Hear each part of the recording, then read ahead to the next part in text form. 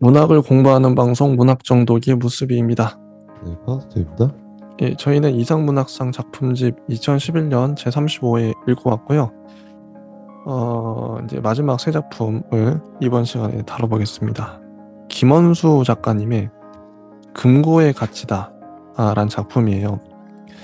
저는 김현수 작가님 있잖아요. 이분이 은근히 김현수 작가님하고 헷갈리겠다. 좀 오해를 좀 받았겠다. 이런 생각을 잠깐 했습니다. 김언수 작가님인데. 네. 근데 이분 글이 재밌어요. 영화 같아요. 영화 보는 느낌. 금, 말 그대로 금고에 갇힌 얘기예요. 잡범들 3명이 금고에 갇혀버렸어요. 세상에 어쩌다 이런 멍청한 일이 벌어졌을까로 시작하는데, 우리가 금고문을 연 것은 금요일 밤 9시였다. 그래서 가거든요. 근데 시정일관 되게 유쾌해요. 코미디 같아요. 그러니까 남자 2명이서 금고를 열었는데 여자가 1명 있죠. 여자가 너무 좋아서 막 춤추고 막 하다가 흥분한 여자는 미친 듯이 소리를 질러댔고 이리저리 날뛰었고 춤을 췄다. 금고 이쪽 벽에서 저쪽 벽까지 달리기도 하였다. 그냥 너무 호들갑을 떤다는 생각이 들었지만 그냥 놔두었다 하면서 그러다 결국 일을 냈다. 보석을 온몸에 걸치고 바닥을 대굴대굴 구르면서 연신 깔깔대던 여자가 금고문에 받쳐둔 버팀목을 발로 걷어차버린 것이다. 이래서 이제 문이 닫혀버리고 금고 속에 3사람이 갇혀버렸습니다. 그런 얘기예요. 갇혔는데 이거 어떡할 거야 이거. 나가지도 못하고. 그러면서 벌어지는 일들입니다.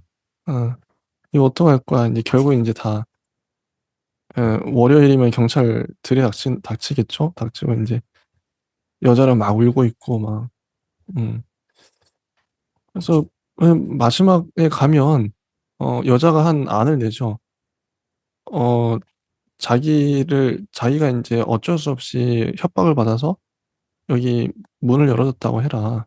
자기는 이제 꽁꽁 밧줄로 묶어라. 대신 이제 이제 자기가 자기랑 이제 한 명은 자기가 해주겠다. 그래서 한 명을 누가 할지는 니들이 알아서 정해라. 그래서 이 남자 2명이 이제 그래서 어떻게든 하려고 이제 어 여자랑 하려고 그래서 막 게임을 하죠.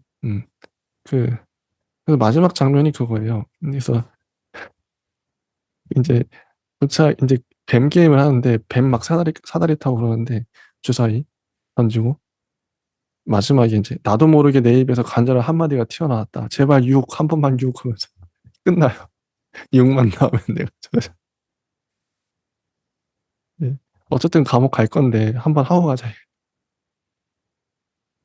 이런 소설입니다. 그것도 너무 웃긴데 어떻게 보셨나요? 이 금고의 가치다. 뭐 제대로 이제 웃음이 나오기도 하면서 아주 뭐 유쾌한 영화를 보는 것처럼 재밌는 소설이었어. 자, 근데 이 소설은 확실히 재밌어요. 재밌는데 그럼 이 소설의 의미가 뭘까? 주제가 뭘까? 뭐라고 보세요? 주제는 뭐 사실 아주 뭐 간단하게 이 어떤 상황에서도 여자는 이제 탈출구를 이제 뚫는 굉장히 이제 간사한 어떤 상황과 그러면서 하나를 또 그 여자의 어떤 성욕이 또 이제 하나의 어떤 그런 뭐라 해야 되지? 아무튼 이 두 주인공의 뭐 남자의 어 뭔가 욕망을 또 불러일으키면서 사실 이제 깜빡하기 전에 마지막에 뭐 그런 거라도 이제 하려는 굉장히 좀 아이러니하고 제 웃긴 상황이죠. 네. 음, 그러니까 이 주인공은 유니폼에 대한 성적 판타지가 있고 난데없이 섹스가 하고 싶어진다 막 이렇게 이런 말도 하고 그런 소설. 근데 이게 너무 가볍기만 한 거 아닌가 이 소설이. 근데 이 소설이 왜 이상문학상의 수상작으로 뽑혔을까? 뭐 어떻게 보세요? 뭔가 의미가 있어서 뽑힌 게 아닌가 싶은데. 제가 보기에는 뭐 여기에서 뭐 해보면은 이제 뭐 인간의 그런 굉장히 좀 이렇게 기지, 뭔가 타협, 그리고 뭐 이렇게 욕망 이런 것들을 되게 막 어떤 오마주로 잘 보여주고 있다고 생각이 드는데요. 음, 근데 사실 굉장히 음, 뭐 이 소설은 어떤 사회적인 소설은 아니라서 사실 너무 재밌습니다. 아, 재밌어요. 읽으면서 낄낄거리면서 보게 돼요. 재밌어요. 글 자체가 재밌어요. 그 생각이 나네요, 갑자기. 저희가 이제 언젠가 김영하 작가님 소설 몇 번 봤었죠. 이상문학상에서. 근데 그냥 소설 자체로 재밌다. 소설이 재밌으면 되지, 뭐. 이런 얘기 했던 기억이 나요. 당시에도. 김원수 작가님의 금고의 가치다도 그런 류 비슷한 것 같아요. 어, 뭐 어떤 뭐 거창하고 막 거대한 묵직한 의미가 없어도 그냥 뭐 소설 자체로 재밌으면 되지 뭐. 이런 느낌? 그런 거죠. 그래서 할 말이 없다. 네. 재밌다. 아니, 재밌는 것도 큰 의미예요. 어, 재밌어요. 이 상황 자체도 되게 웃기고, 어, 굳이 뭐 또 의미를 뽑아내자면, 금고 안은 어떻게 보면 세상과 비슷한 것 같죠? 어쨌든 갇혀 있는 거니까. 음. 이 금고가 세상을 대변할 수도 있고, 아무튼, 예. 재밌는 작품이었습니다. 자, 그리고 넘어가서, 정말 빨리 넘어갔네요. 할 말이 없기 때문에, 네. 저희는 억지로 뭐 말을 짜내진 않아요. 자, 김태용 작가님의 뒤에, 저는 이게 2011년도의 최대 문제작, 아, 최고 난해한 작품, 가장 특이한 작품, 이 뒤에예요. 읽으면서 깜짝 놀랐어요. 아니, 글을 이렇게 쓴다고? 저는 되게 반갑기도 했어요. 기존 문법하고 다르잖아요. 어, 다른 소설은 읽으면 이해가 가거든요. 왜 이렇게 썼는지 알겠어. 근데 뒤에는 읽으면서 이거, 근데 김태형 작가님이 하우스님의 스승님이라고 한번 네. 얘기를 좀 해주시죠. 예. 대학교 때, 서울대대 교수님이었고요. 그리고 기본적으로 그때 한강 교수님도 2학년 때 있었고, 와, 엄청난 작가님들이네. 네, 편혜영 교수님도 있었고, 진짜요? 와, 네, 아마 1학년 가르치던 분이 윤성희 교수님이 아니었나? 아닌가? 윤성희 작가님. 네, 좀 와, 늦게 오셔서 저는 어, 아마, 예, 그 공부학번 진짜 때는, 다들 진짜 잘 쓰시거든요. 상 받으실 정도로 진짜 잘 쓰시거든요.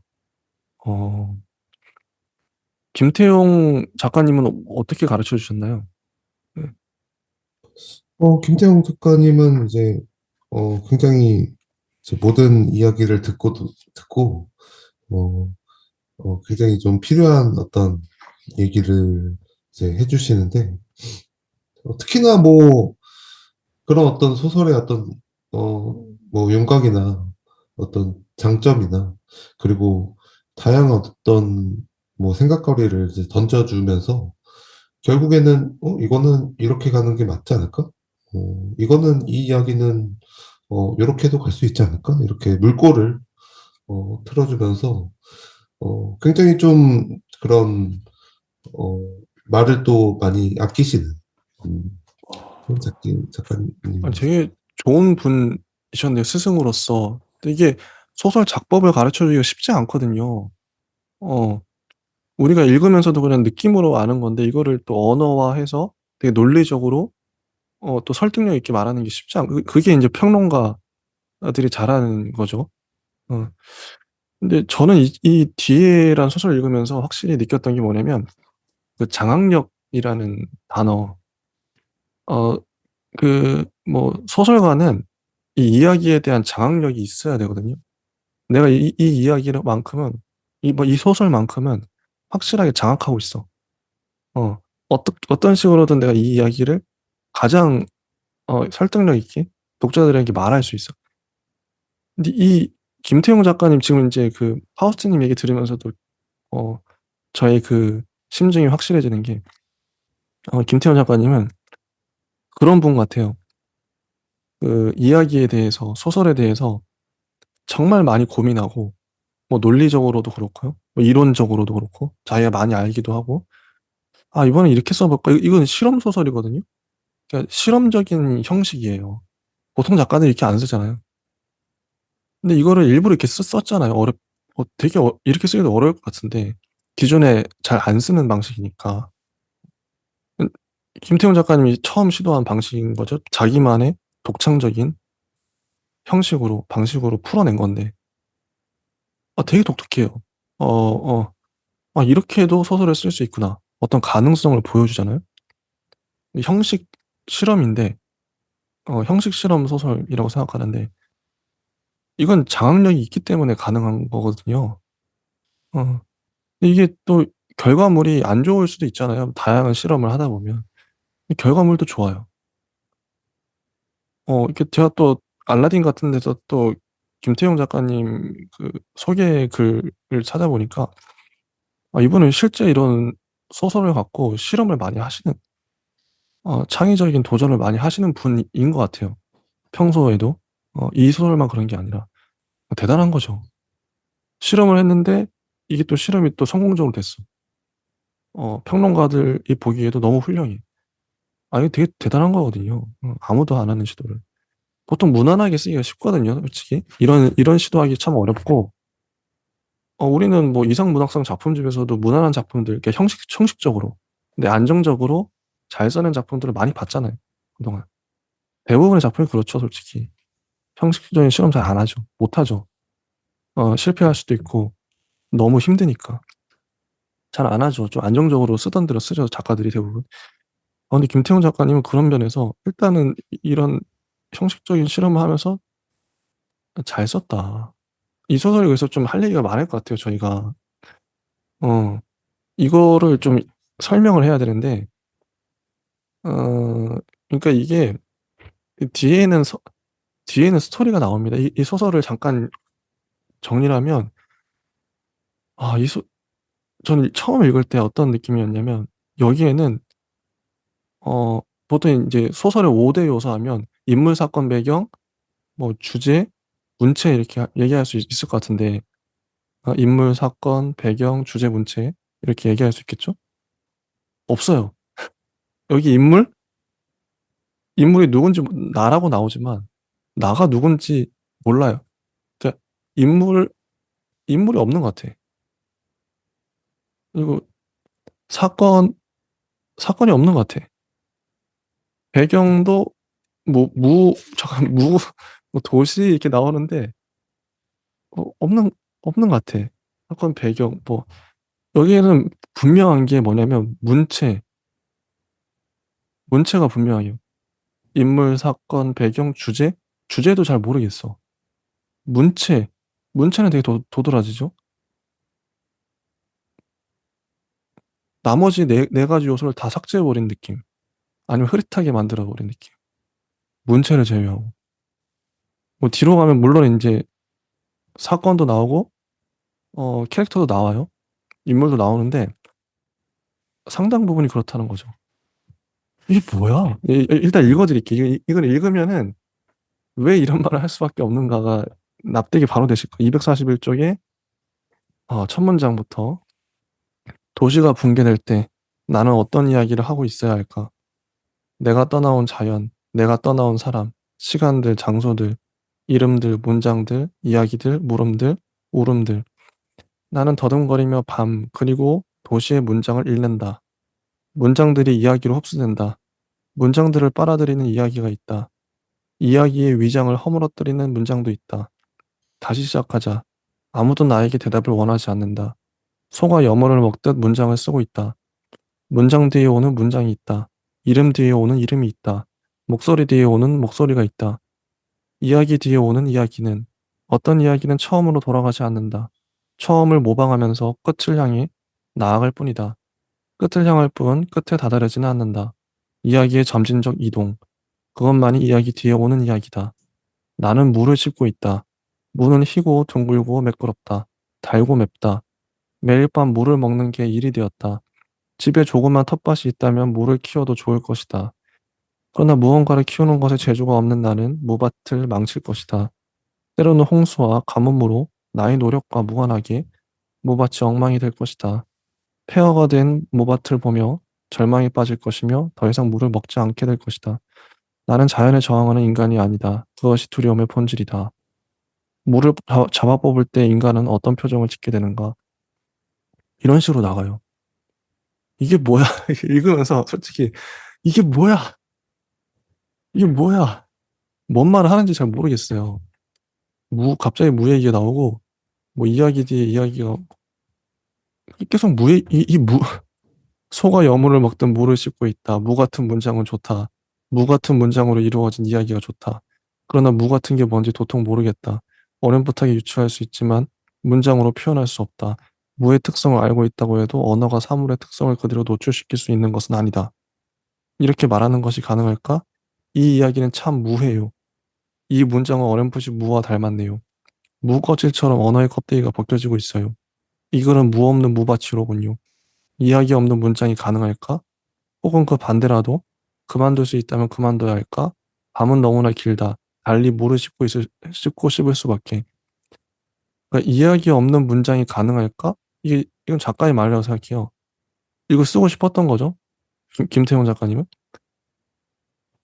물을 씹고 있다. 자꾸 물을 붙들고 가고 있는데 전 그럴 수밖에 없다 생각해요. 이게 아무 얘기도 안 하고 있는 것처럼 이게 그러니까 무 얘기를 하고 있어요, 결국. 이야기에 대한 이야기를 하고 있어요. 이야기에 대한 문장에 대한 이야기를 하고 있어요. 이거 어떻게 보면 이론서 같기도 해요. 자기의 소설론인 거죠. 소설은 이래야 돼.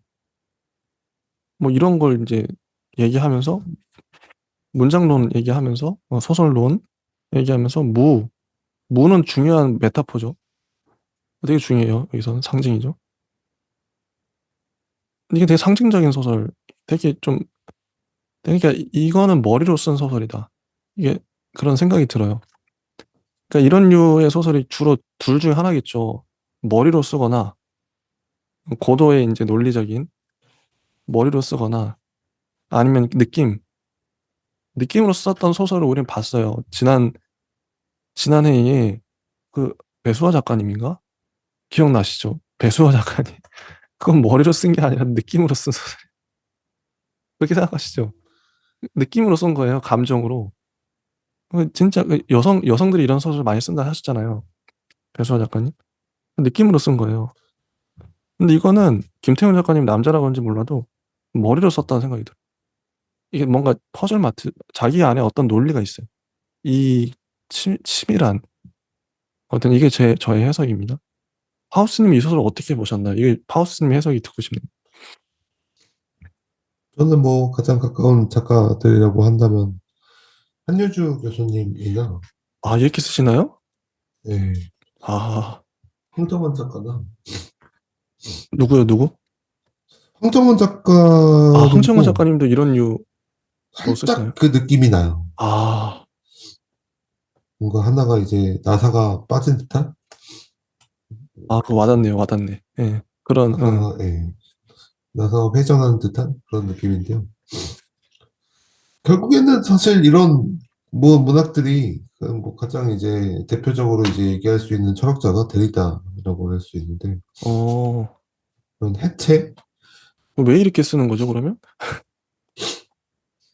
이게 사실은 뭐 저도 이제 사실 이런 글을 읽게 되면은 당황스럽고 게다가 이제 이런 문장이나 어떤 의미 구조를 파악할 때 의미 구조를 파악하지 마라고 말하는 문장들이기 때문에 서사이기 때문에 서사가 없는 걸 서사를 파악하지 마 뭐 이렇게 말하고 있기 때문에 굉장히 어려운데요.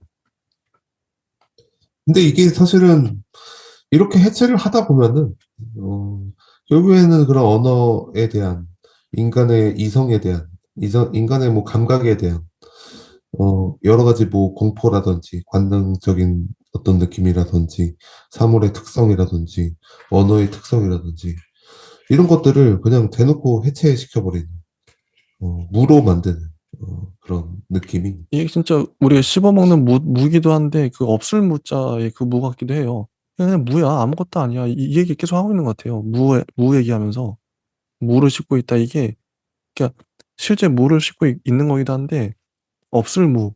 나 아무것도 아닌 이거 진짜 아무것도 아니야. 이 얘기하고 있는 거죠 중의적으로. 혹시 그 그래서 노린 것 예, 같은데 예. 사실 이제 미술사에서도 이제 피카소가 굉장한 이제 그런 작품들을 화풍을 남겼잖아요.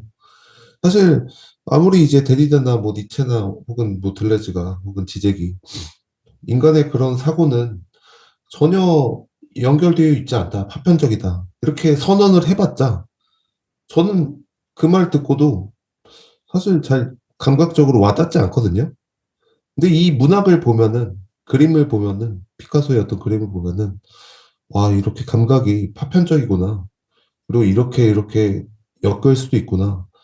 이렇게 본다는 점에서 인간의 어떤 새로운 어떤 가능성이 깨어나는 것 같습니다. 이게 짐승이 무무하고 울면 무 껍질을 던져줄 것이다. 짐승이 무 껍질을 무무하고 씹는 것을 지켜볼 것이다. 그리고 243쪽의 두 번째 문단을 보면 찐 무를 먹고 이빨이 빠진 개의 이야기를 들은 적이 있다. 큰어머니가 내 바지 속에 손을 집어넣어 고추를 만지면서 이야기를 했다. 터지고 갈라진 거친 손이 닿을 때마다 고안이 오그라들었다. 뭐 이런 얘기가 갑자기 나와요. 근데 뒤에 가서는 뭔 얘기인지 알게 되는데 이게 뭐야? 어, 도저히 기다릴 수 없어 물을 먹고 집을 나섰다. 어, 막 늘어놓는 느낌인데 조미료가 없는 천연의 이야기는 그렇게 시작된다. 그러나 누가 이런 이야기에 이름을 붙일 것인가? 손바닥을 뒤집어도 손바닥이 나오는 이야기의 맹점을 어떻게 찾겠는가? 찾을 생각도 없겠지. 찾을 생각도 하지 마라. 우리의 혀는 자극적인 것에 단련되었다. 자극 뒤에 자극이 온다. 너무나 무뎌져서 이야기의 균열을 느끼지 못한다. 이야기의 허를 찌를 수 있는 혀가 필요하다. 진정하자. 뭐 이런 이게 처음 읽을 때는 정말 당황스러워요.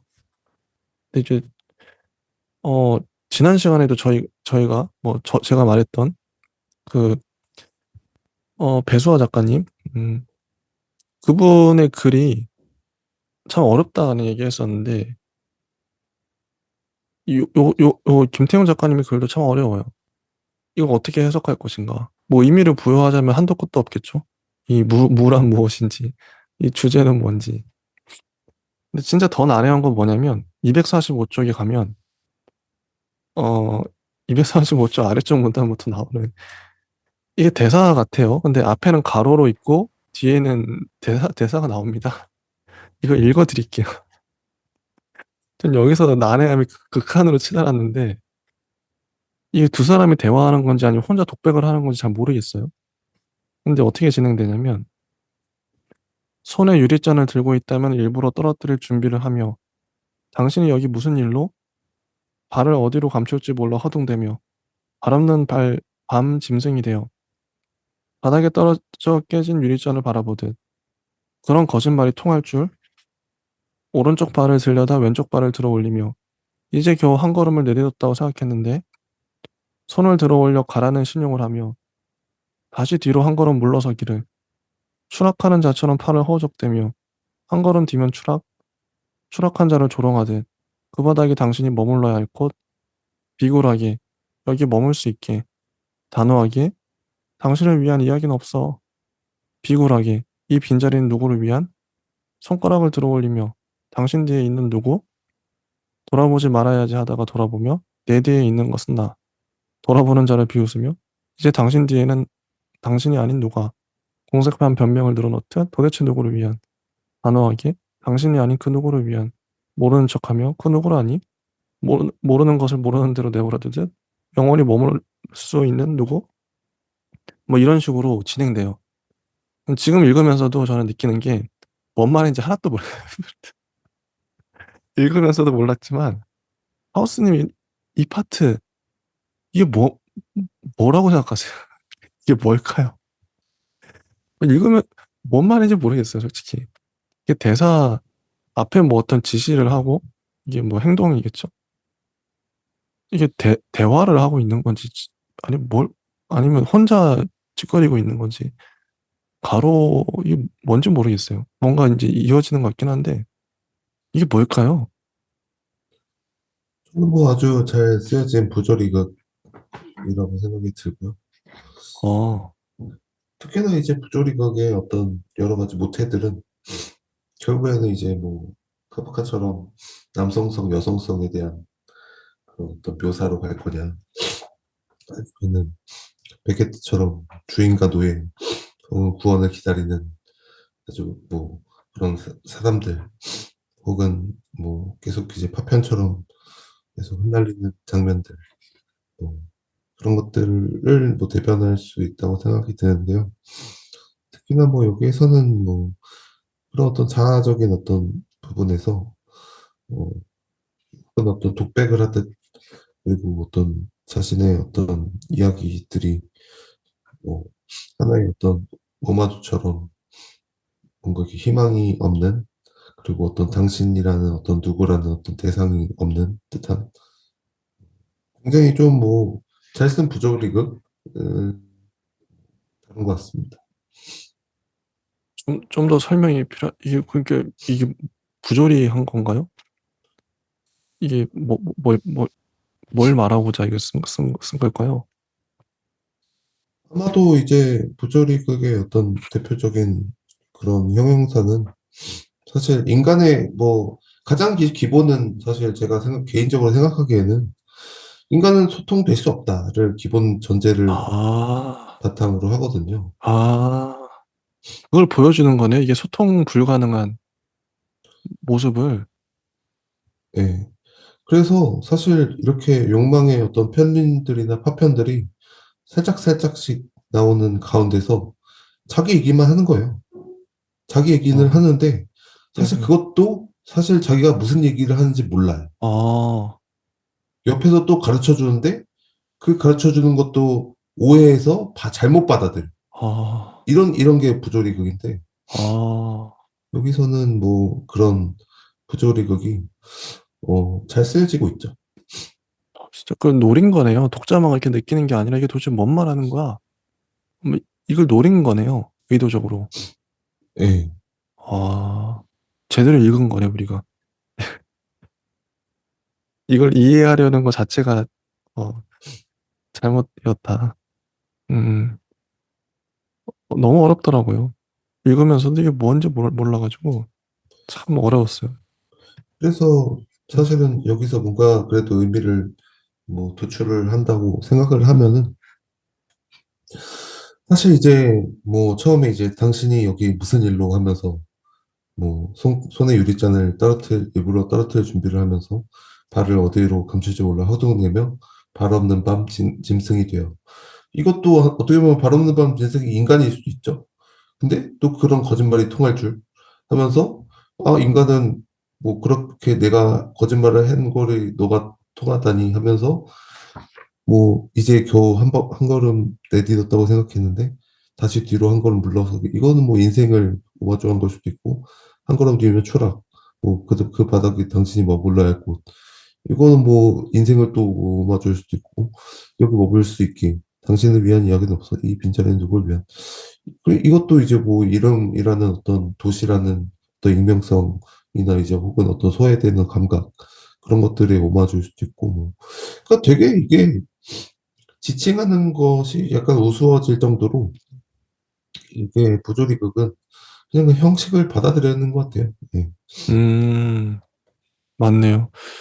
독특해요. 이런 서술, 가로, 앞에 뭐 가로, 행동? 뭐 이런 거 가로로 쳐놓고, 한 줄씩, 뒤에 이게 대사인지, 뭐 해서 독백인지 대화인지도 모르겠는, 주절주절 하는, 이게 되게 독특하고, 부조리고, 계속 이어지다가, 또 이제, 249쪽에 이렇게 나오죠.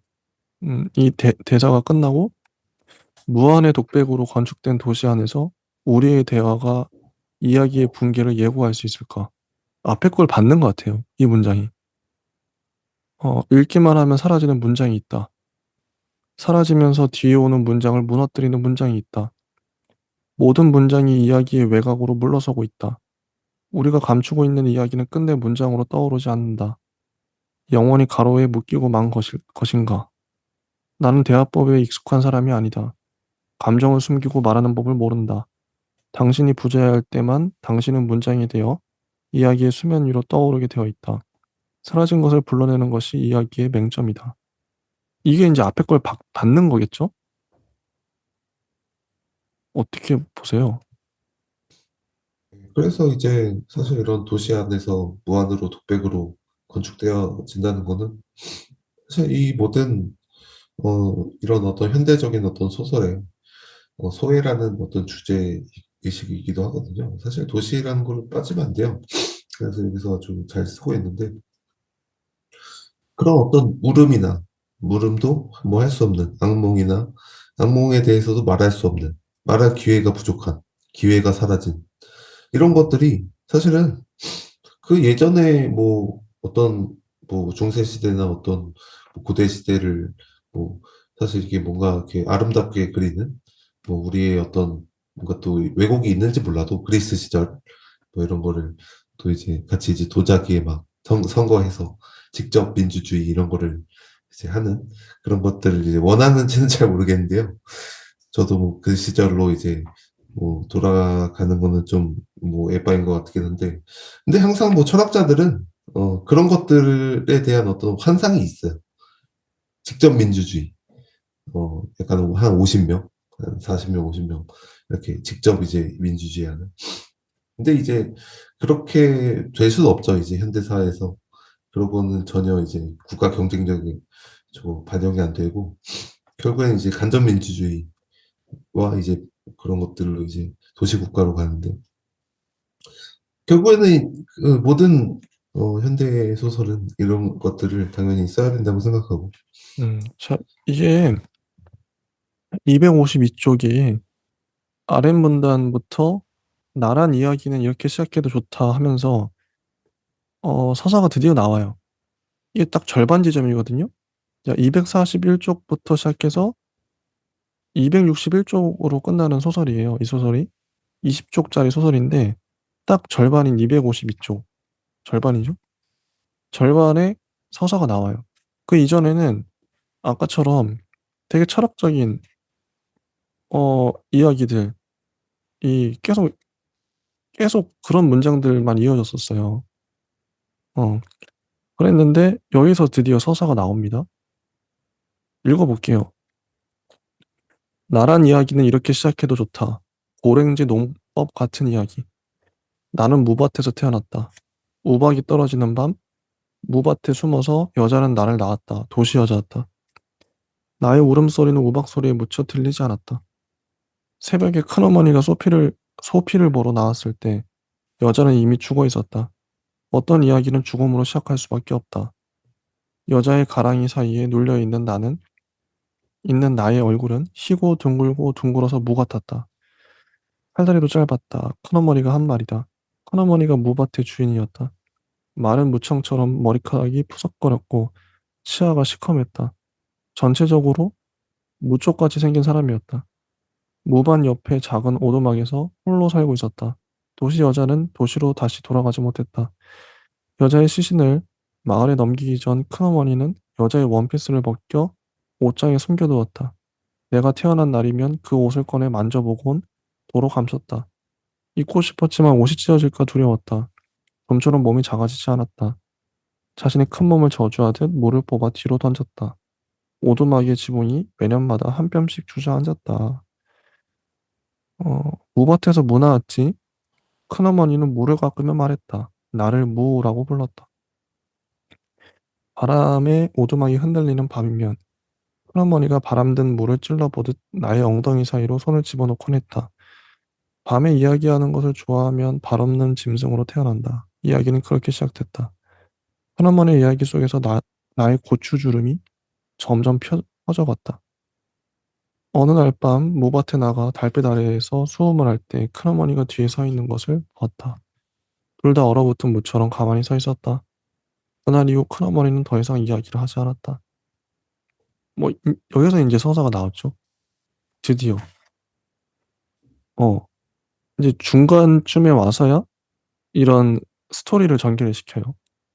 음. 그래서 이 엄마는 도시 여자였고 나를 낳고 죽었죠. 무밭에서.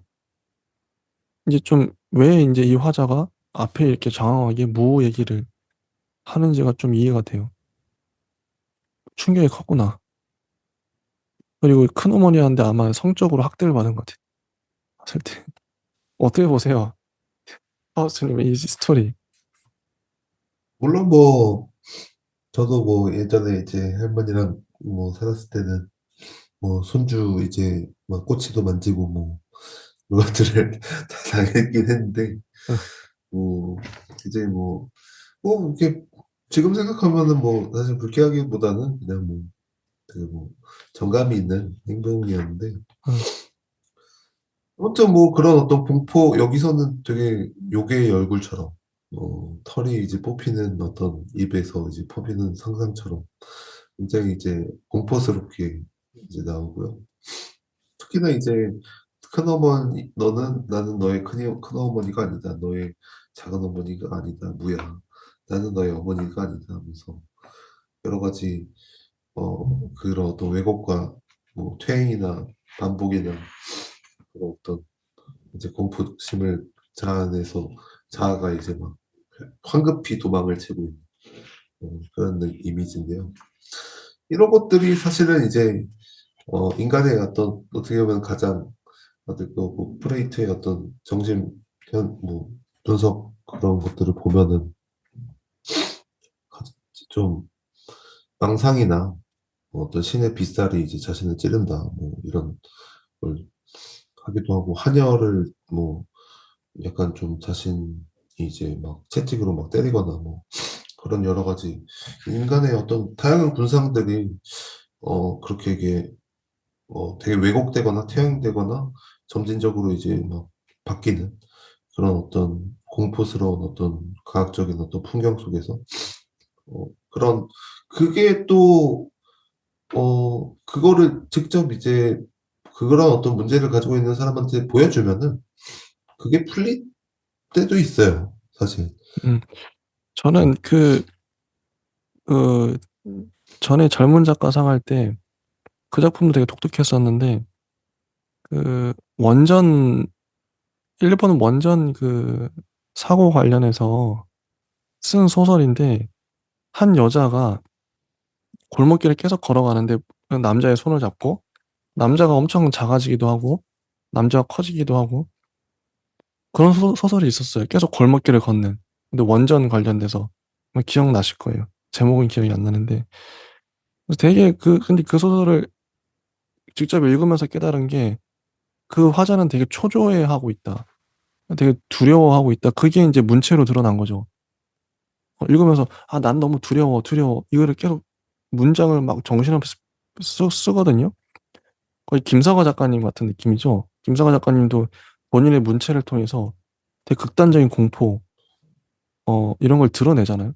정신없이 막 미친 듯이 쓰는데 근데 이게 그게 인제 형식과 내용이 어울려야 되는데 지금 보니까 이 서사 파트를 보니까 좀 이해가 가는 게 화자의 심정이 화자가 왜 처음부터 이렇게 난해하게 글을 쓸 수밖에 없었는지 화자의 입장이 딱 그렇기 때문에 엄마는 날 무밭에서 낳고 죽고 큰어머니는 나를 자꾸 성적으로 학대하고 그렇게 평생 살았어. 음. 근데 큰어머니로부터 도망치고 싶고 도시로 가고 싶고 도시는 붕괴 직전이고 막 이렇게 막 혼란스러운 막 상황에서 하여튼 그런 상황이 있는 것 같아요, 화자가. 근데 이 소설 자체가 화자의 심정을 대변하는 거 아닌가. 그래서 255 쪽에 보면 이거는 인제 큰어머니의 목소리거든요. "무야. 이제와 소용없다는 것을 잘 알고 있다. 솔직해질 수 있다면 소용없어도 상관없다. 솔직히 말하면 나는 한 번도 솔직히 말한 적이 없구나. 솔직할 필요가 없는 삶을 살았다. 이야기 속에 살고 있는 사람이 솔직한 게 무슨 소용이겠니? 너는 꼭 나를 이렇게 등장시켜야 했니? 할 수 없지. 나의 말은 너의 이야기 속에서만 빛을 낼 수 있으니 할 수만 있다면 너의 이야기를 암전 속에 가두고 싶은 것이 나의 솔직한 심정이다. 무야. 나는 나의 말이 소용없어질 때까지 기다렸다. 이제 말하겠다. 나는 너의 큰어머니가 아니다. 나는 너의 작은어머니가 아니다. 무야. 나는 너의 어머니가 아니다. 너의 어머니가 될 바에는 부언이가 되어주겠다. 이제 나는 모든 말을 거꾸로 할 참이다. 어영부영 잘 들어라. 거짓말이다. 거꾸로 말했던 너는 쉽게 알아들을 테니 거꾸로 말하지 않겠다. 나의 인생은 너로 인해 뒤집혔다. 뭐 이런 식으로 큰어머니의 말을 이 화자가 대신 전달하고 있는 이거 어떻게 보세요? 뭐 이거는 뭐 어떤 언어 유희 같기도 하고 아니면은 정체성 같기도 하고 아니면은 어떤 이제 어 하나의 어떤 그 오마주의 어떤 대표적인 예로 이게 변형이거든요. 어, 특히나 이 소설에서는 이제 변형이 심한 게 사실 A는 B라는 게 이제 되려면은 시에서도 그렇듯 그 접점이 있어야 되거든요, 사실. 어, 왜냐하면 이제 해를 보면은 뭐 계란이 생각나도 노래에서 그렇구나 이렇게 접점이 있어야 되는데 여기서는 의도적으로 그런 접점을 다 깨고 있어요. 의도적으로. 다 예, 의도된 거다. 예. 그런 접점을 만들지 않으려고 어, 하는 거고 제가 보기에는 이런 노력들이나 시도가 이런 변형들이 사실은 이 어떤 형식의 어떤 이야기나 혹은 이 어떤 모든 상징되어 있는 세계에 대한 어떤 하나의 어떤 그런 몽타주를 다 이제 하나하나 해체하는 작업이거든요. 어, 그러면 그 해체가 왜 이루어지는 거냐? 어, 이게 뭐 정신분석학적으로도 응, 혹은 어떤 철학으로도 응, 혹은 이야기의 어떤 담론으로도 어떤 의미가 있을 것이냐 음, 생각해보면 거기서 차이와 생성이 만들어지는 거죠. 새로운 세계. 음. 일단 저희가 이 소설만 거의 한 40분 가까이 봤던 것 같아요. 저희 항상 대상 작품을 이 정도 공들여서 봤거든요. 근데 그만한 가치가 있었고, 김태형 작가님이 뒤에라는 소설, 할 말이 많은 작품이다. 저희가 그 금고의 가치다, 김원수 작가님이 금고의 가치다는 좀 할 말이 없었, 그렇다고 뭐 나쁜 작품은 아니고요. 할 말이 단지 없을 뿐. 어. 근데 김태훈 작가님의 뒤에라는 소설은 할 말이 많다. 좀 해석의 가짓수랄까? 정말 많은 말들을 쏟아낼 수 있는 난해한 작품 아닌가. 근데 좀 이야기하면서 좀 풀려가는 것 같아요. 이 소설, 이런 소설마저도 이해가 되는. 그죠? 자, 그럼 이쯤에서 이제 그럼 이 소설을 정리를 좀 해봐야 될 텐데, 이 소설을 어떤 소설이다? 이렇게 좀 얘기를 해주시죠. 저는 뭐 대표적인 어떤 해체주의 소설이라고 생각이 들고요. 특히나 이제 부조리극과 해체의 어떤 서사를 어, 현대의 어떤 감성에 빌려서 잘 쓴다. 아, 근데 저는 이런 소설을 못 쓸 것 같, 나보고 쓰라 그러면 내가 이런 소설 쓸 수 있을까? 쓰는 나도 막 머리가 어지러울 것 같은 느낌? 하우스님은 이런 소설을 좋아하시나요? 혹은 쓰실 수 있으실까요? 저는 뭐 이런 소설류도 이제 좋아하긴 하지만 또 이렇게 또 쓰기에는 어려움이 있어서 저는 대신에 이제 그런 어떤 뭐 백치들이나 악령에서 이제 도스토옙스키의 영감을 받아서 그런 어떤 인간을 이제 관찰하는 굉장히 이제 많은 어떤 상처들이나 어떤 과학성이나 뭔가 이제 학대 때문에 혹은 어떤 성범죄 때문에 이제 그런 왜곡이나 퇴행이나 인간의 감정이 이제 말소당한 그런 상태에 대한 어떤 인간을 이제 조명하는. 사실 그걸 왜 조명하냐면 이해되지 않는 거를 싫어하기 때문에 저는 만약에 뭐 그런 어떤 사건들이나 뉴스에서 그런 것들을 보거나 아니면 뭐 주변 사람들의 어떤 이야기를 듣거나 이러면은 이해가 안 되면은 짜증나잖아요, 사실. 그렇죠. 어, 이해하고 싶죠, 모든 걸. 아니 저거는 뭐야? 뭐 그치. 괴물이야? 음, 저거는 뭐야? 뭐 사람이야? 뭐 음, 악마야? 이게 되게 좀 짜증나서 음, 그런 것들을 다 이해하려고 하다 보니까 그쵸. 재미도 있더라고요. 음, 확실히 그 대중적이진 않아요, 이런 소설이. 대중들이 이런 소설 싫어하죠.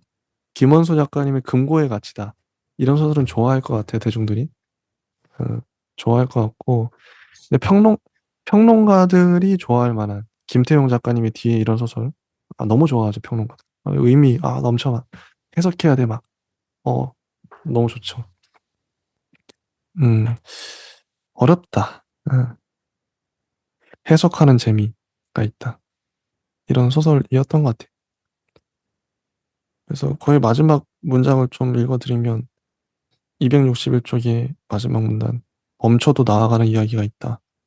끌려가다 자기도 모르게 끌고 가는 이야기도 있다. 아무것도 되돌릴 수 없다. 도시가 붕괴되었고 당신도 붕괴되었다. 붕괴 뒤에 붕괴가 있었다. 나 역시 도시와 함께 붕괴되었다. 붕괴 이후 나는 폐허의 목소리로 남아 이야기 뒤에 이야기를 풀고 있다. 불러도 돌아오지 않는 이야기가 있다. 돌아오지 마라. 거기서 다시 시작해라. 어떤 이야기는 붕괴 이후에 시작되기도 하나 보다. 이야기 뒤에 이야기가 이어지고 있다. 다시 시작하고 있다. 도시 뒤에 도시가 있다. 도사리고 있다. 그것이 내가 이야기를 이어가는 이유다. 거꾸로 말할 수 없다. 거꾸로 말해도 이야기를 되돌릴 수 없다. 다시 시작해도 처음으로 돌아가지 않는다. 그렇다. 가능하다. 유일하다. 쓰라리다. 이것이 이야기의 고통과 사랑 뒤에 오는 것이다. 라고 나는 알게 되었다. 이게 마지막이에요. 여기까지 하고 이제 마지막 소설입니다. 음, 제가 좋아하는 황정은 작가님. 젊은 작가상 할 때도 많이 봤었죠. 황정은 작가님은 상도 많이 받으시고 뭐 작가들의 작가라고 불릴 정도로 정말 잘 쓰십니다. 어, 지금 어, 제, 제가 봤을 때는 황정은 작가님 월드 클래스예요. 김훈, 뭐 한강, 김현수, 뭐 김영하 뭐 이런 분들 못지않게 월드 클래스다. 지금 절정에 달한 소설가 중에 한 명 아닌가. 제목은 묘시의 생. 고양이 묘자더라고요. 고양이의 뭐 삶이겠죠. 묘시의 생이라는 작품을 보도록 하겠습니다. 이 작품은 진짜 고양이, 말 그대로 화자가 고양이에요. 독특하죠. 지금까지 다 인간 화자였는데, 물론 이제 젊은 작가상 할 때 딜도가 화자인 적이 있었어요. 그치? 김멜라 작가님. 김멜라 작가님이 진짜, 어, 대상을 타셨더라고요. 최근에. 맞나? 아무튼. 그분 너무 잘 쓰는데, 아무튼 그 딜도가 화자였던 걸 봤었는데, 고양이가 화자입니다. 이거 보니까 또 생각나는 작가 있죠. 나는 고양이로서이다? 나침의 소새끼인가? 그래서 제가 제목만 알아요. 그것도 이제 고양이 화자로 알고 있는데, 근데 고양이의 관점에서 인간을 보는 거죠. 근데 이 세계는 거의 세계 말적인 분위기예요. 노인이 혼자 살고 있는데, 아이 고양이 주워서, 같이 살다가 이제 뭐, 그런 얘기인데, 너무, 고양이가 바라보는 인간 세계. 너무, 참 안타깝죠. 그렇기 때문에, 오히려 고양이의 시점으로 보기 때문에, 이게 더 객관적일 수 있는 것 같아요. 고양이의 시각으로. 그래서 좋았어요. 음, 어, 어떻게 보셨나요, 이 작품? 저도 뭐, 앤스맨 소새끼의 나는 고양이 모소이다 달리 굉장히 그 세기말 감정이 좀 두드러진 그런 디스토피아를 보여주는 좋은 소설이라고 생각이 들고요. 특히나 이런 어떤 객관적인 거리를 유지하는데 고양이가 이렇게 자세히 관찰하면서 어떤 어, 그 노인과 이제 대화를 한다는 이런 설정은 아주 좋은 것 같습니다. 이 노인이, 근데 노인뿐만 아니라 이 세계에는 사람들이, 그러니까 사람들이 버린 음식을 주워 먹으러 다녀요. 남이 버린 음식물 쓰레기를 그냥 거지처럼 주워 먹어요. 노인도 그렇죠. 그걸 냉장고에 넣어놓고 먹기도 하고. 그러니까 이 고양이도 그래요. 고양이도 그러고 있고, 음. 노인은 벌레와 같이 살고, 저 267쪽에 보면, 잡식의 냄새가 밴 방이었다. 한동안 그 방에서 설탕을 섞은 물이나 죽 같은 것을 받아 먹으며 살았다. 나중엔 이것도 저것도 챙겨주지 않아 그 방에 서식하는 벌레를 먹었다. 벌레라면 얼마든지 있었다. 음, 그쵸? 어, 벌레란 인간과 다름없이 잡식하는 몸이고 보니 터지면 냄새가 진했다.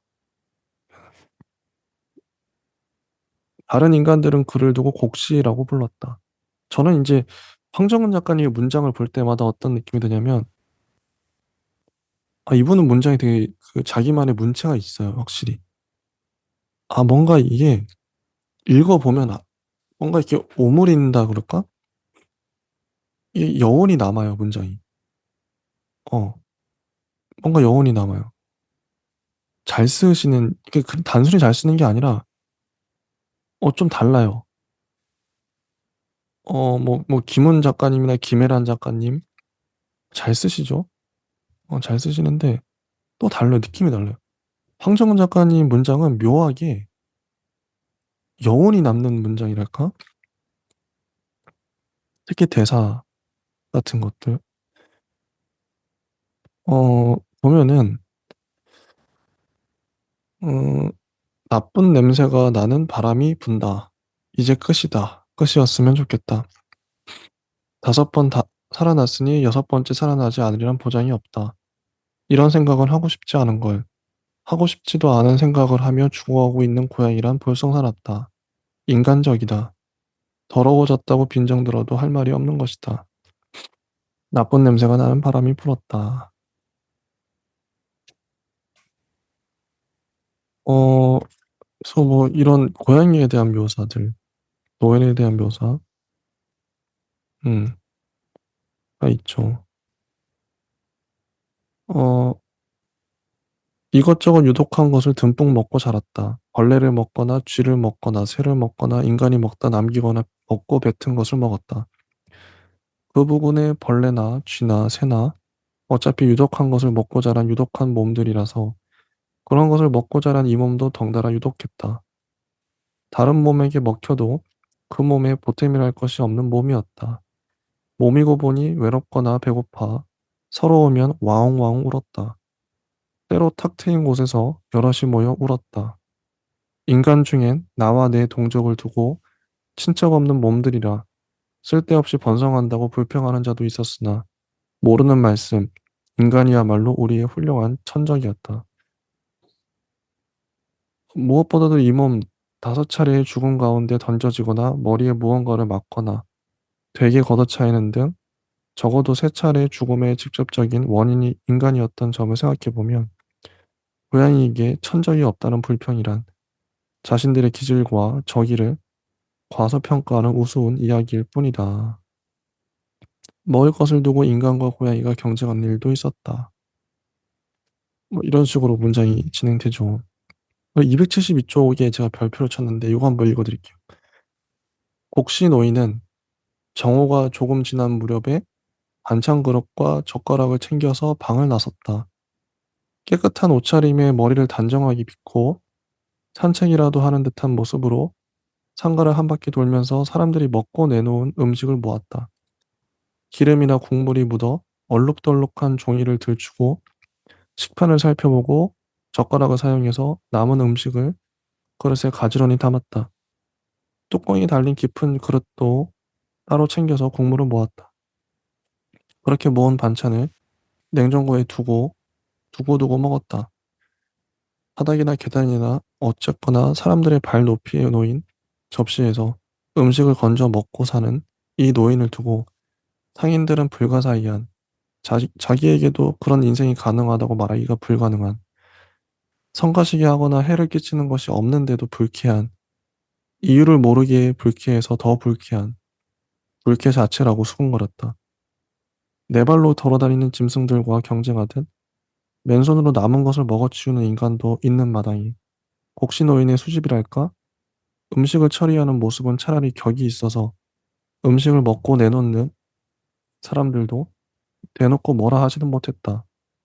그저 자신들과는 종이 다른 생물을 보는 듯 바라보았다. 저래서야 단지 먹고 살아갈 뿐이라며 자신들이라고 크게 다른가 하면 그것도 아닌 듯한데 곡신노인을 흘겨보았다.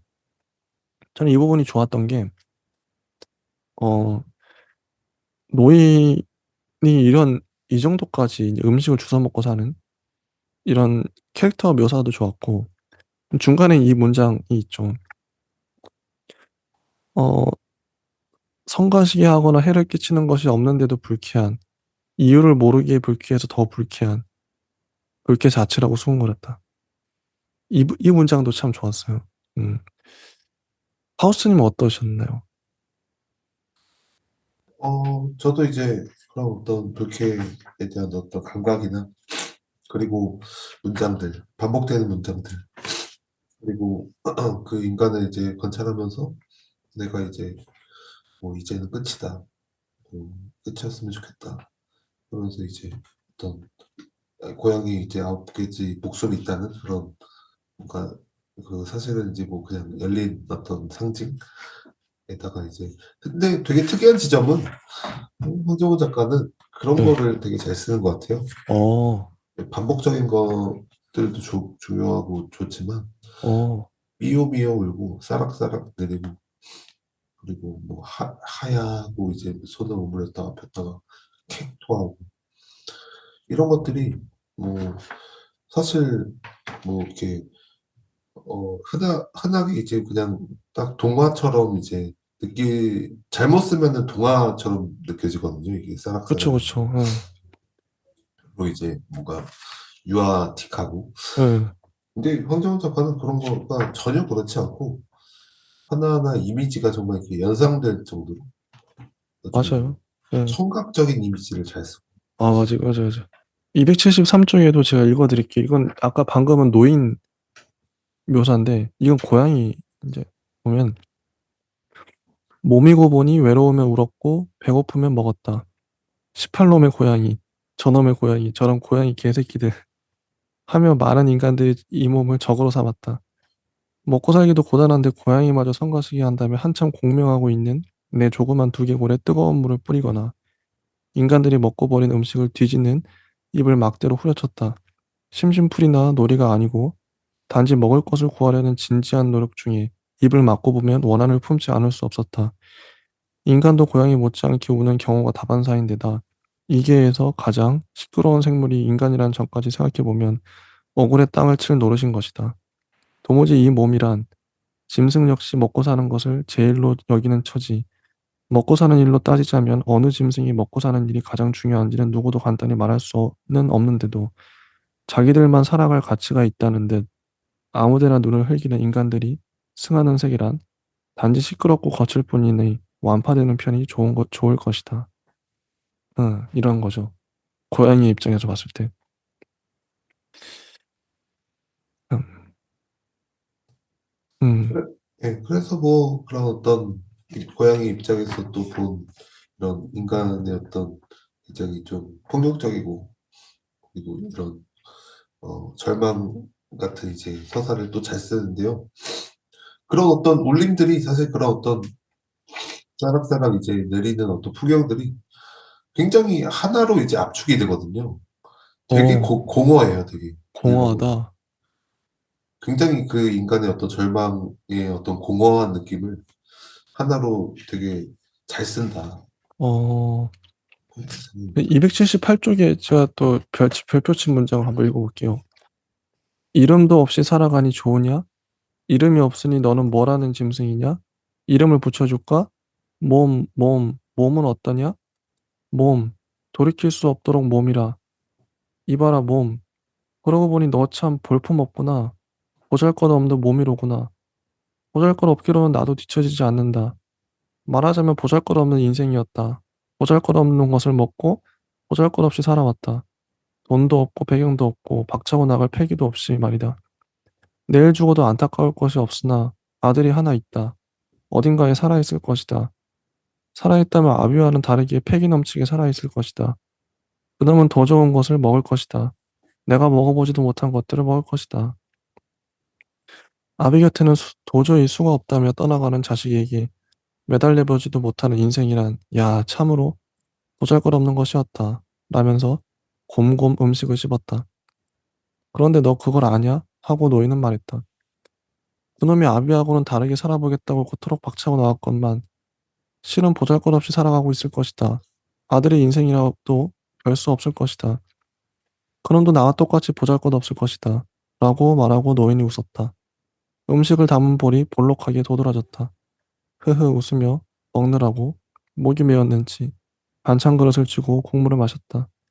노인은 속이 시원하다는 듯 한 차례 더 웃더니 평소의 얼굴로 돌아가 아무 일 없다는 듯 주운 반찬을 먹었다. 이 장면도 참, 이 고양이 이름이 몸이죠, 몸. 보잘것없는 몸. 보잘것없이 살아왔다. 보잘것없는 인생이었다. 계속 반복되는데 이게 이제 황장군 작가님 스타일인데 너무 좋아요. 이 언어가 주술적인 저는 이제 랩 있잖아, 랩. 랩도 최초의 언어가 주술이라고 생각해요. 인간이 신화를 믿었죠. 미신을 믿었고 옛날에는 그랬죠. 그러니까 그런 것들을 그런 걸 계속 언어를 반복하잖아요. 뭐 기도도 그렇고 무당들의 이 중얼거림도 그렇고 반복이에요. 같은 단어를 계속 무한히 반복해요. 같은 음을. 이거 여기도 보면 읽어보면 보잘것없는 인생이었다. 보잘것없는 것을 먹고 보잘것없이 살아왔다. 이게 주술적인 언어의 주술성이죠. 특히 랩도 그렇고 랩도 계속 반복하는 거 아니야? 똑같은 말들을 중얼중얼중얼. 그걸 잘 살린 것 같아요. 그러니까 언어의 특징을 황정은 작가님은 잘 알고 있는 거죠. 이게 어떤 운율이 살아나고 반복하면 어떤 의미가 또 생겨요. 어, 이게 정말 잘 쓰여졌죠. 보잘 것 없이 이 말을. 참 파우스는 어떻게 생각하세요? 뭐, 이런 것들이 이제 어떤 말의 어떤 주술적이고 반복적인 어떤 이제 언어들이 결국에는 이제 어떤 하나의 울림이 돼서 같이 이제 울려 퍼진다는 게 이제 잘하는 작가들의 어떤 미덕, 소양인 것 같기도 하고요. 뭔가 계속 똑같은 종소리가 계속 울린다. 맞아요, 어, 맞아요. 네, 그런 느낌이 저는 듭니다. 그래서 황정은 작가님은 진짜 잘 쓴다고 생각합니다. 근데 아까도 제가 그 얘기 했잖아요. 어, 이제 공정 작가님이 못 쓴다. 누가 이렇게 얘기를 네, 그런 얘기를 들었다 내가 얘기했었는데 심지어 황정은 작가님이 못 쓴다는 얘기를 누가 하더라고요. 그래서 지인이 어? 아니 그렇 황정은 작가님은 잘 쓰시거든요. 제가 지금 이제 예를 들어드렸죠. 그러니까 이게 사람마다 문체가 다르니까. 근데 어떤 문체는 쉽게 파악되는 문체가 있어요. 뭐 쉽게 말하면은 어 그죠. 뭐 저쪽에 박민교 작가님이라든지 그 눈에 보이죠 문체가. 이거 잘 쓰잖아. 딱 보면은 딱딱 뭐가 맞잖아. 그러니까 잘 파악되는 문체가 있어요. 김혜란 작가님이라든지 누가 봐도 잘 쓰잖아. 황정은 작가님 얼핏 봤을 땐 이게 잘 쓰는 평범한 것 같은 무난한 것 같은데 어, 그렇지 않아요. 읽어보면 알아요. 어떤 이 울림이 있고요. 여운이 있습니다. 음악성도 있고 정말 잘 쓰시. 이게 전 진짜 고수는 황정은 작가님이 진짜 고수라 생각해요. 드러나게 잘 쓰는 거 쉽거든요. 그 문장 매만 지면 되지 뭐. 근데 이게 잘 안 드러났잖아요. 얼핏 보면. 근데 읽다 보면 이게 맛이 진한 사골 국물처럼 우러나오는 그 문장의 맛. 이렇게 쓰기 어려워요.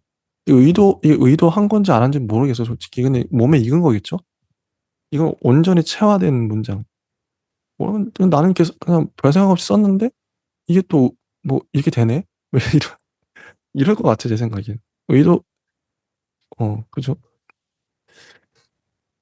근데 또 저는 황정원 작가의 백미가 사실 어떻게 보면은 좀 가장 잘 썼다고 생각하는 소설들의 어떤 뭔가 공통점을 본다면 사실 이 청각의 감각과 공허함과 부조리가 되게 잘 어울리거든요, 사실. 아, 부조리. 하루 종일 그냥 튜브 바람을 막 불고 있는데 둘이서 뭐 왜 그걸 하는지도 모르겠고 힘들기만 하고 죽겠고 잘 안 부러지고 사실 그게 부조리거든요. 원래는 그냥 풍선이 불어줘야 되는데 아, 그러네. 이제 그냥 어떠한 목표를 이렇게 하려고 이제 뭐 튜브를 이제 불어서 이제 물놀이를 하려고 하는데 계속 뭔가 안 되는 거예요. 음, 그 둘이서 막 계속 풍선을 부는데 계속 이제 소리만 나면서 공허하고 음, 내가 이거 왜 하고 있는 건지 모르겠고 맞아. 그런 거 잘 써요. 282쪽에 또 읽어드리면, 음, 일생을 마친 뒤에도 일생이란 가능성이 남으니 좋을까? 목숨에 관한 가능성뿐이라면 어떨까? 이 몸에게는 좋지 않았다. 나쁜 일뿐이었다. 나쁜 일뿐이었을까? 라고 묻는다면 대답하겠다. 나쁜 일뿐이었다. 아, 이게 너무 절망적인데. 나쁘고 나쁠 뿐이라서 뭐랄까? 나쁨에 대한 기준이랄 것도 애매하고 무감각해졌다. 목숨에 관한 가능성이라는 것도 도무지 비좁기가 이를 데 없었다. 베개 걷어차여 죽게 된 일생 이후로도 던져지거나 머리에 무언가를 맞거나 병에 걸리거나 먹지 못할 것을 먹고 배를 앓다 죽었다. 한 차례 일생을 마치고 되살아난다고 몸까지 멀쩡해지는 건 아니었다. 죽기 직전에 얻은 상처나 통증이 사라지지 않고 남아 엎드려 지냈다. 언제나 목이 마르고 배고팠다. 등이나 가슴 부분의 느낌이 짜증스러워 혀로 핥으면 죽은 털이 목을 메울 듯 가득 묻어나왔다. 뼈가 뒤틀리고 머리의 형태도 울퉁불퉁해졌다. 죽고 살기를 거듭할수록 꽉마르고 험악한 몰골이 되어갔다. 최근 재수없고 불길하게 생긴 것들이 늘어나 부군의 이미지 가치가 떨어진다며 적극적으로 이 몸을 해코지하려는 인간들을 피해 다니는 일도 고단했다. 깨끗한 물이나 배불리 마시고 앞뒤 경계 없이 하루라도 푹 잤으면 싶었으나 그런 날은 좀처럼 오지 않았다.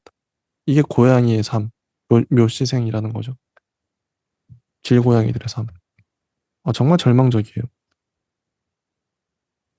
283쪽의 아래쪽 문단을 보면 고양이 잡는 사람들의 대사거든요. 이것뿐이냐? 오늘은 이게 전부다. 한 마리당 10만 원이니까 또 한 놈 두식이 석삼 전부 얼마냐? 야야, 이래도 괜찮을까? 걸리면 어떻게 되냐? 야, 아무도 모른다. 정말로 배를 째고 난소이며 정서 같은 거 떼어내고 하면 비용과 노력이 몇 배는 든다. 이렇게 자국만 내고 방사하면 아무도 모르는 거야. 막말로 지들이 일일이 따볼 거냐? 이것들 뱃속에 그게 있는지 없는지 구청 직원들이 따서 확인할 거냐고. 그렇다고 이것들이 나 있어, 나 없어 고발할 거냐? 쓸데없는 말 그만하고 사진 찍어라, 증거를 남겨라. 우리 아니더라도 어차피 누군가는 이렇게 해서 그 돈 타내는 거다. 이게 다 먹고 살자고 하는 일인데 하며 한 마리씩 집어내 짧고 가느다란 팔과 피 묻은 금속 접시가 놓인 널빤지에 올렸다. 꼼짝하지 못하도록 그들이 이 몸을 약품으로 처리했다. 배가 위쪽을 향하도록 몸을 뒤집어 두고 거친 솜씨로 배를 갈랐다. 가르자마자 가른 곳을 검고 빳빳한 실로 봉한 뒤 공식적으로 내 놈은 이제 불임인 거다 하며 귀끝을 가위로 잘라냈다. 마비되어서 눈도 감지 못했다. 찢어질 듯 바싹 눈이 마른 채로 당했다. 그 뒤로 자루에 담겼다가 다시 차에 실려 엉뚱한 곳에 버려졌다. 이게 아까 이제 할아버지의 독백도 나왔지만 대사를 이게 한 이게 마침표도 안 쓰고 쭉쭉 이어서 썼잖아요. 근데 이렇게 매끄럽게 정말 잘 썼다는 생각이 들어요. 이게 다 그냥 늘어놓은 거거든요, 대사를. 근데 안 헷갈리잖아요. 누가 어떤 말을 했는지. 보통 이렇게 쓰면 헷갈리거든요. 도대체 누가 무슨 말을 한 건지 뭐 안 헷갈려요. 대사가 술술 읽혀져요. 야, 대단하죠. 어제 오늘 극찬을 많이 하고 있는데. 그래서 이제 이게 마지막 부분인데요. 286쪽에 죽어가는 고양이와 쓰레기뿐이다. 다시 산다면 어쩔 것인가. 나는 또 한 번의 일생을 두려워하고 있다. 너무 많은 것들이 그들의 손에 달렸으니 목숨조차도 내 것 같지 않은 이런 세상은 두 번 더 성가시다. 일생일사로 기품 있게 살아가는 다른 짐승들과는 다르게 눈물 흘린다. 다시 일생이 어떨 것인가? 내일이라도 이 장막 안에 나타날 인간은 또 어떨 것인가? 생각하며 어디까지나 비천하게 걱정하고 있다. 묘생 15년, 이름은 몸, 일생이 곧 끝날 것이다. 이게 끝나요. 이 고양이는 노인과 함께 살다가 노인이 이사를 했죠. 이사했는데 노인이 갑자기 이제 문을 닫고 더 이상 문을 열어주지 않아요. 죽었는지 어떻게 된지 몰라요. 그렇게 되고 이제 거리를 이렇게 헤매다가 고양이 그 잡는 사람들한테 이렇게 강제로 수술을 당하고 이렇게 헤매다가 그, 그 수술당한 자국이 너무 덧나서 죽어가는 거죠. 이런 소설. 아, 너무 안타깝네요. 파우스트님은 그래서 이 소설 전반적으로 좀 어떠셨는지. 음. 일단은 뭐 아주 그런 어떤 폐화의 장면을 잘 쓴 것 같고. 근데 이게 또 생각해 보니까 이런 공어를 쓴 작품들 중에서 어, 굉장히 사실 이제 수작이 이제 이것도 충분히 잘 쓴 건데도 이제 묻히는 어떤 느낌이 좀 안타까운 거는 오, 공어를 되게 잘 쓴 작가가 너무 많거든요. 이런 공허한 분위기. 저는 어, 뭐 말라름에도 잘 쓰고 음, 그리고 저기 뭐야 마리아나 라이너 릴케도 잘 쓰고 음, 그리고 진짜. 뭐 어, 저기 뭐야 카프카나 어, 아니면 또 그, 뭐지? 공허. 이게 누구지? 아무튼 그런 것들 되게 잘 쓰는데요. 어, 어떻게 보면은 공허함의 어떤 부조리한 어떤 그런 감각이 제 황정원만의 어떤 느낌이 또 있거든요. 이게 또 이게 근데 실제로 저도 황정은 작가님 글을 이제 몇 개 읽어봤지만 예, 이게 작가마다 갖고 있는 고유한 정서가 있어요. 뭐 저도 이제 뭐 사람들 뭐 작가뿐만 아니라 누구나 자기만의 정서가 있죠. 어떤 사람은 그냥 행복, 뭐 즐거움. 그 사람 자체가 그냥 행복해. 항상 행복해.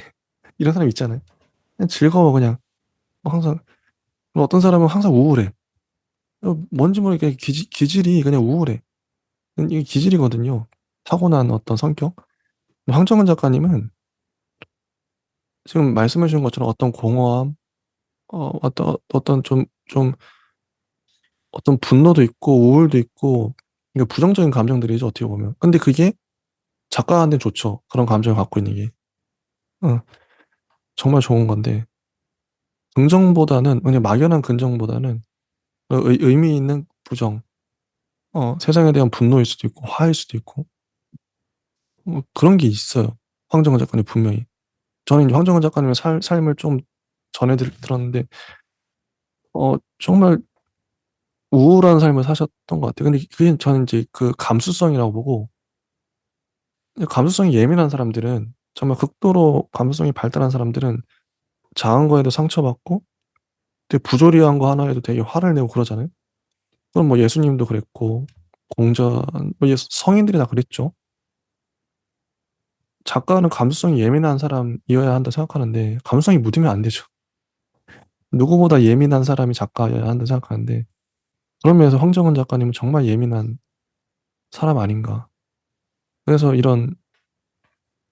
예민하기 때문에 그래서 우울이 나오고 또 화도 나고 여기 욕도 황정은 작가님이 욕도 정말 잘 쓰세요. 아까 읽어드렸죠. 느닷없이 욕이 튀어나오는데 이 보면 273쪽에 18놈의 고양이 저놈의 고양이 저런 고양이 개새끼들 이 본인이 뭐 쓰면서 이렇게 의도한 것도 있지만 안에 욕이 들어차는 거예요. 나도 모르게 나는 원래 욕을 안 하는 사람인데 너무 부조리한 걸 겪고 하다 보면 욕이 들어차는 거죠. 그래서 이게 갑자기 튀어나와요. 275쪽 봐보세요. 두 번째 문단. 18놈의 인간 이런 개 같은 인간 하며 노예에게 방문객에 들이닥친 것은 자기 안의 말이 아까 그 18놈의 고양이랑 연결되죠. 이런 감각, 이런 감수성. 전 이런 감성이 너무 좋고 이게 황정은 작가님의 장점 아닌가 매력이기도 하고요. 저도 뭐 애정이 가는 작가들을 이제 보면은 사실 조금 더 잘 쓰지. 좀 더 사실 너무 잘 쓰는 작가인데 조금만 더 잘 쓰지. 좀 더 잘 쓰면은 이제 이게 세계적인 어떤 제 노벨 문학상도 노리면 좋을 것 같은데 이게 조금만 더 이렇게 하는 또 마음이 있어서 사실은 좀 어려운 것 같아요. 오히려 또 애정이 가는 작가일수록 아, 조금만 더 잘 쓰면 이거 우리나라도 뭐 저기 노벨 문학상 하나 이제 타면은 근데 우리 이미 이제 우리 뭐 젊은 작가상 하고 이상문학상 하면서도 월드 클래스 작가들을 우리가 많이 발견했죠. 원래 유명하시기도 한데 저는 뭐 어디 내놔도 이런 작가님들은 음, 아무튼 황정은 작가님까지 했고요. 제 생각에는 이제 1시간 좀 16분 넘어가고 있기 때문에 여기서 끊고 저희가 이제 최종 그 총평 시간 중요합니다. 총평은 다음 시간에 어, 어, 느긋하게 또 해야죠 또. 다음 시간에 해보도록 하겠습니다. 예, 감사합니다. 네, 감사합니다.